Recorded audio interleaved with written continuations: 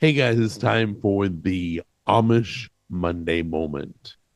And it's interesting how much I've learned to prepare for this month. Um, I've talked to some Amish people. I've talked to Chat GPT to ask questions just to get a deeper learning on this culture. So this is what I learned. This is today's Monday moment. Okay.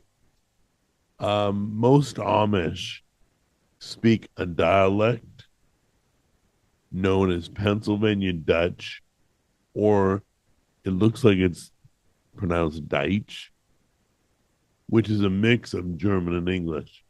That's quite interesting. Like, I know there's Spanish, it's kind of like a Spanish and English, but German and English called Deutsch. They also learn High German for religious purposes. I guess it's like being Catholic and learning Latin. I don't know, maybe, but they learn German for it's a High German. I don't know the difference between High German and regular German. I don't know if I can tell the difference, but it's for religious purposes. And then they also learn English so they can communicate with everybody around the world, do business and you know whatever needs to be done.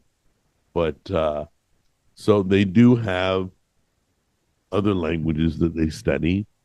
Um, Not sure if today the current Amish still learn that English German, still learn the High German. Um, I do know they speak English pretty good. We chatted it up for quite some time. So it's not like broken English. It's good English. You would never know. So anyway, that's it for this week. We'll bring you another fact next Monday. Once again, it's the Amish Monday moment.